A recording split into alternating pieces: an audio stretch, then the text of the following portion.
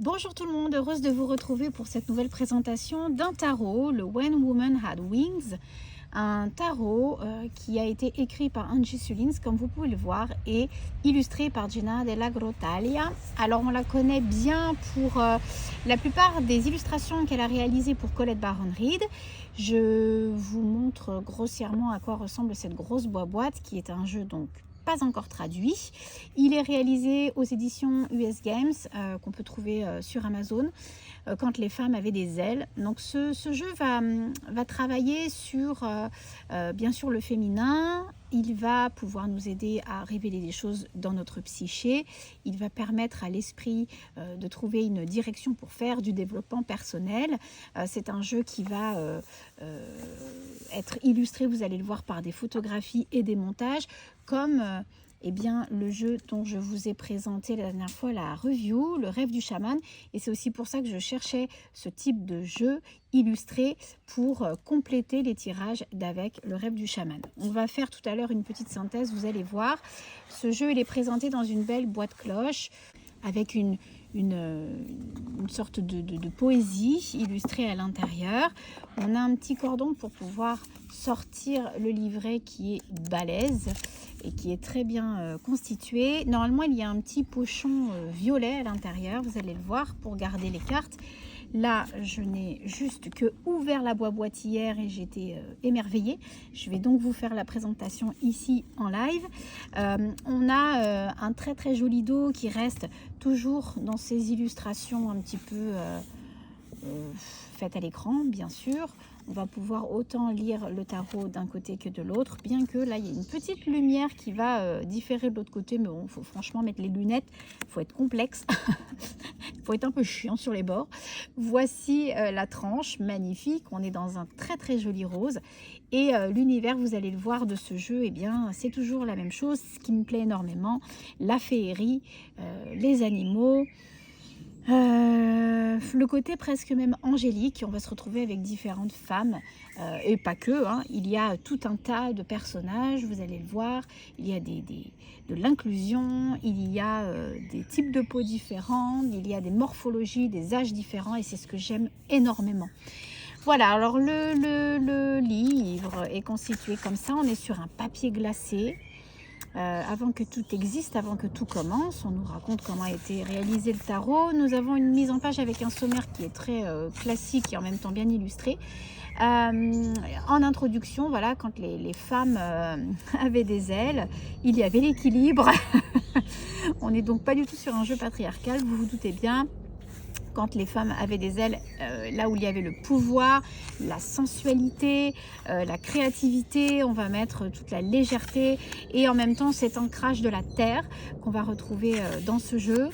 Il est très bien écrit. Et puis voilà, les arcanes majeures, une très belle mise en page avec carrément la carte en couleur et de taille idem, hein, c'est la même, c'est une taille de tarot.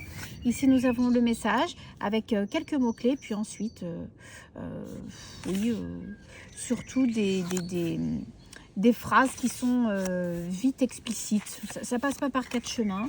On a la même chose, même punition pour j'aime beaucoup, il est tellement bien illustré ce livre. On reprend toujours du symbolisme de la carte à côté. C'est vite vu, c'est prêt, c'est parfait, c'est très facilement interprétable. Et puis voilà, on se retrouve avec des mots-clés au dos du jeu. Il est magnifiquement réalisé, ce jeu. Vous allez le voir. Alors, eh bien, écoutez, on se retrouve avec un revêtement qui est très agréable. C'est satiné, c'est mat. J'ai rien à dire hormis que j'aime beaucoup moi les cartes soit du S-Game soit de Rockpool Publishing. Ils sont vraiment super. La carte est d'une très belle manufacture, ça se mélange facilement dans les doigts, ce n'est pas trop rigide, ça nous fait un paquet qui est quand même facilement mélangeable. On va tout de suite regarder ces belles illustrations. Donc ici le fou, donc ce sont des images faites à l'écran qui sont remasterisées avec de la photographie. Ça ressemble beaucoup à l'art de Ciro Marchetti, ça ressemble aussi beaucoup à Stécie Demarco. Voilà, bon, on a eu une ère de créateurs qui ont réalisé ce genre d'illustration. mais pour moi c'est ultra parlant. La grande prêtresse avec ses ailes de corbeau, ça marque cette idée quand même de renaissance. On a l'aspect bien sûr du chapitre que l'on va ouvrir, l'aspect nocturne de l'intuition relatif à la grande prêtresse, ici l'impératrice qui est superbe. On a un petit peu un côté vintage aussi au niveau du traitement de chaque image. On est complètement plongé dans la forêt, dans la nature. Ici l'empereur qui rigole pas avec ses 6 packs là. Attention, le bonhomme. Ici, le hiérophante qui est une femme, j'apprécie beaucoup, puisque du coup, on se démarque du côté patriarcal que l'on retrouve généralement dans le tarot de Marseille, et quand bien même aussi dans le Rider-Waite-Smith. Belles ailes d'ange. Donc on a cette guidance ici, cette foi qui est vraiment mise en avant, plus que le côté information. L'amoureux, les amoureux, avec ce couple de jeunes femmes. Très beau. Ici, nous avons le chariot qui domine de tout son pouvoir sur ce majestueux éléphant. La force. On a l'impression d'avoir une statue. C'est vraiment beau. Moi qui adore travailler aussi avec l'énergie angélique, c'est un jeu qui me parle et qui m'avait vraiment fait de l'œil aussi pour ça. On a à la fois un côté éthérique, un côté bien ancré dans la matière et surtout un jeu, je trouve, féminin. Et ça fait du bien. L'ermite. La lumière, on a beaucoup d'instructions qui nous sont mises ci et là sur les cartes. La roue, simple. On a même une horloge, alors ça me fait penser à mon horloge dans mon oracle lumière qui représentait déjà l'idée de la roue de fortune. Ici la justice, le pendu. J'ai un amour profond pour ce jeu, je le trouve d'une justesse. La mort. Nue. Elle n'est pas du tout effrayante celle-ci. Mais bon, on voit bien qu'il y a un bûcher pas loin, donc ça craint. Ici, la tempérance. On ressent le pouvoir de l'eau et de l'air, avec de magnifiques iris de part et d'autre de l'illustration. La lune aussi, le jour. Ici, le diable. Pleine de tentations, avec ses ailes de chauve-souris aussi. On marque l'ombre. La tour. Pouvoir destructeur et à la fois quelque chose de stable qui émane d'en bas. L'étoile, tout dans les tons de mon décor d'ailleurs, très très beau. Ici la lune qu'on va retrouver et sur la boîte, le coffret et sur le livret. Alors c'est fou parce que cette étoile elle a quelque chose de très nocturne et ici cette lune, j'ai envie de dire qu'elle est un petit peu plus lumineuse. J'aurais presque moins fait le contraire. Mais justement, ça aura quelque chose à nous évoquer ici. Peut-être dans le noir de l'obscurité, c'est à ce moment-là qu'il faut garder l'espoir.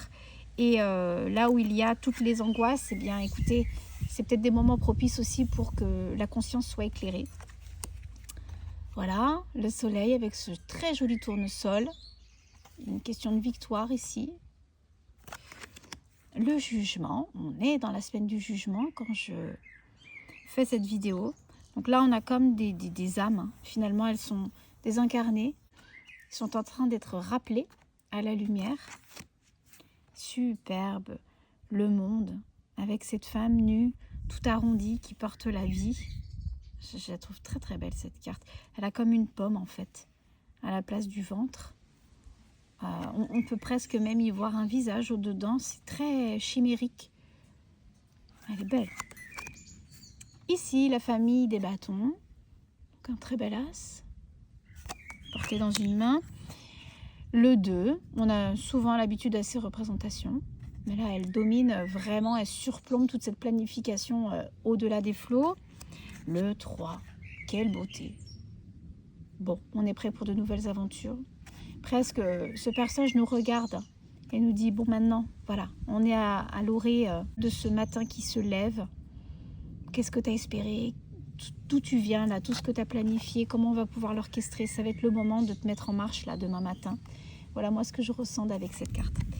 Superbe 4 des bâtons avec l'engagement, l'alliance, forme de victoire aussi. Le 5, complètement désarmé. On sent presque la folie dans ce 5 des bâtons, avec un problème relié à soi, là, hein, des conflits intérieurs. Alors, ça peut être avec l'extérieur. Ici, on est plutôt sur des mises en action qui sont ébranlées par quelque chose. Le 6 des bâtons, quelle beauté! Presque Jeanne d'Arc avec des cheveux longs, sur un cheval qui revient d'une escapade, certainement remplie de guerre, de lutte, de combat. On sent l'énergie de la victoire ici. Le 7 des bâtons, très sombre. Le 8 pour la rapidité. Alors moi j'aime bien là, les différences comme ça de bâtons fleuris à l'horizon d'une montagne, c'est beau. Le 9, le 10, très belle carte. Fardeau, on a ce labyrinthe, on ne trouve pas la solution. Le page, le côté juvénile, la jeune fille. Ici le chevalier, donc on a un casque. Il est ici la reine. Ils sont très beaux les personnages de cour, vous allez voir. Le roi, quel beau gosse. L'as d'épée, ou ce beau glaive fleuri. Le 2 avec l'impasse. Les couleurs sont tendres, c'est joli comme tout. Le 3 des épées, traditionnel plutôt. Le 4 avec le repos. Bon, on a l'impression qu'elle gît plus qu'elle ne se repose, mais elle se laisse complètement aller finalement et c'est très bien. Le 5 des épées.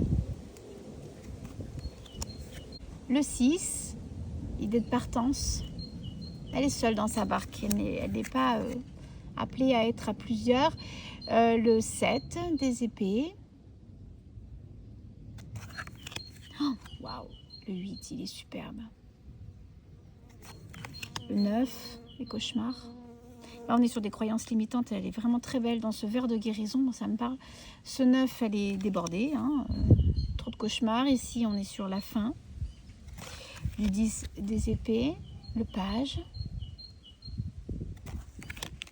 Les épées sont plus froids, finalement, dans leur type de caractère, leur visage, dans leurs expressions. Ici, le chevalier, donc il y a toujours des casques. Hein, la reine d'épée, elle rigole pas, quoi. Elle sait ce qu'elle veut. C'est vraiment la matriarche. Ici, le roi, pareil, ça rigole pas. On se sent dans Game of Thrones, là. Donc il y a vraiment une ambiance très féerique. J'aime beaucoup.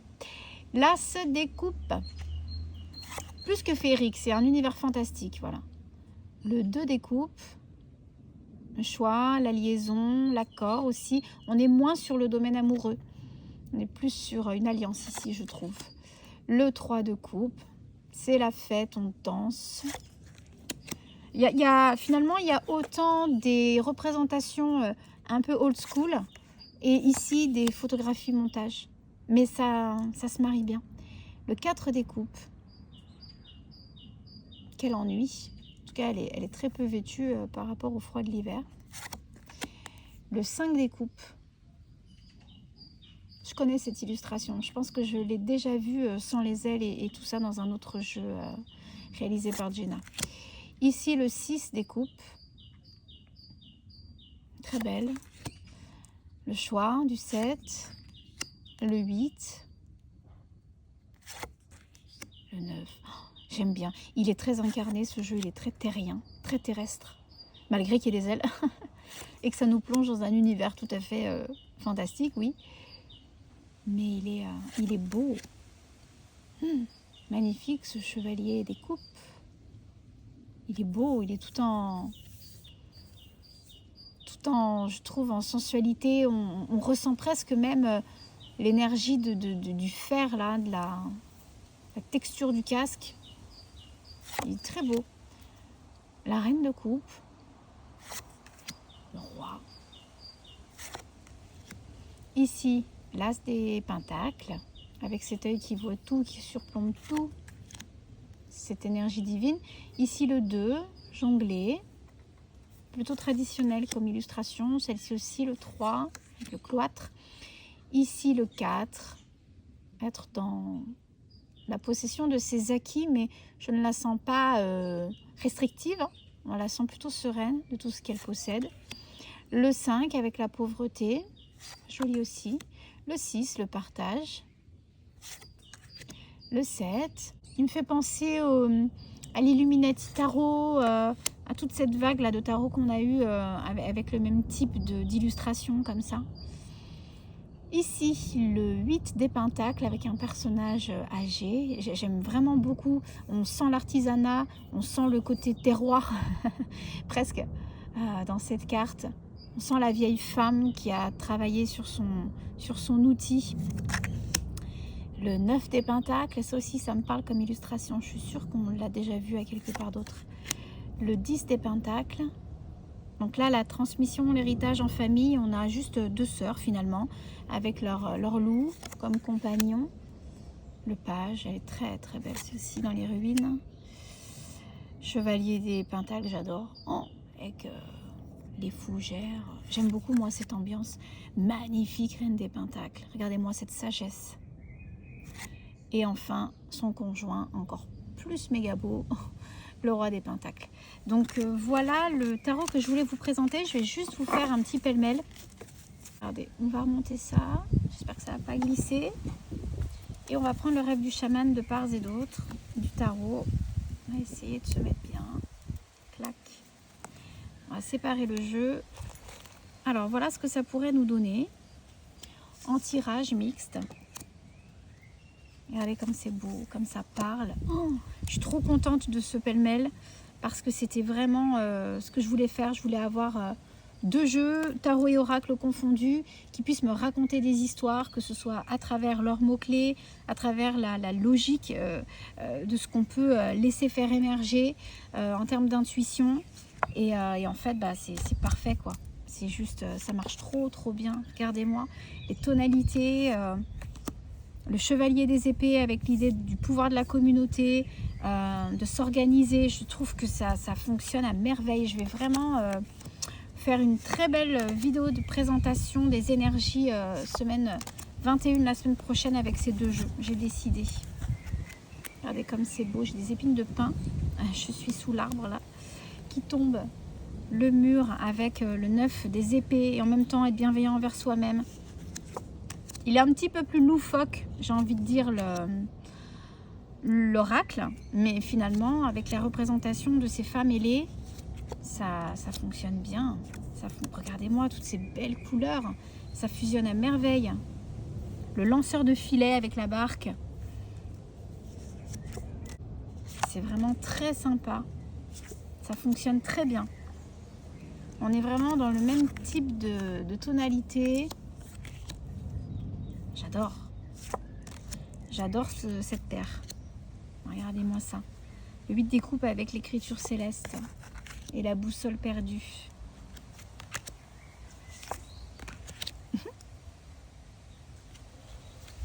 Ah, il a vraiment quelque chose de magique, ce tarot.